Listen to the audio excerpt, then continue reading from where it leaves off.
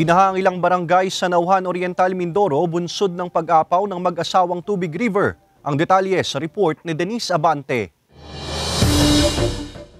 Halos abot-tuhod na baha ang naranasan ng mga residente sa mahigit 5 barangay sa Nauhan Oriental, Mindoro kahapon dahil sa pag-apaw ng mag-asawang Tubig River bunsod ng walang tigil na pag-ulan. Kaninang umaga, unti-unti nang humuhupa at bumababa ang antas ng baha sa mga kalsada kaya nadadaanan na ng mga light vehicle gaya na lamang sa mga barangay ng Andres Ilagan at Pinagsabangan 2. Pero pagsapit ng alas 2 ng hapon kanina, muling tumaas ang antas ng baha sa bahagi ito ng barangay Pinagsabangan 2 kaya mahigpit na nakabantay ang mga traffic enforcers at MDRRMO Nauhan sa lugar. Hanggang ngayon kasi nakararanas pa rin ang pag-ulan ayon sa MDRRMO. Ito malaking problema talaga dito sa bayan ng Nauhan dahil talagang once na umulan na ganyan ay pag umapaw yan ay apektado na yung mga barangay. Although yun ang mga ganyang paglaki ng tubig ay wala namang current ando sa mga bahayan nila kaya hindi masyadong nagpapanik yung mga yan. Batid na rin daw ng mga residente ang mga dapat gawin tuwing umuulan at ang mga dapat isaalang-alang kapag nakararanas ng pagbaha sa lugar.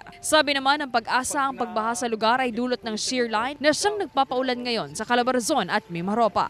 Hanggang ngayong araw po makakaranas po ng maulap na kalangitan na may kalat-kalat na pagulan at thunderstorm ang Calabarzon at Mimaropa.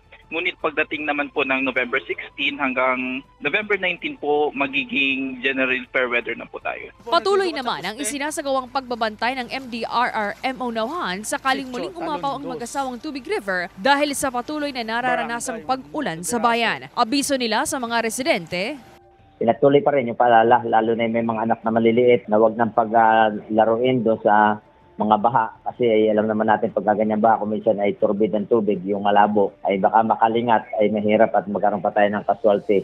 Denise Abante, Balitang Southern, Tagalog.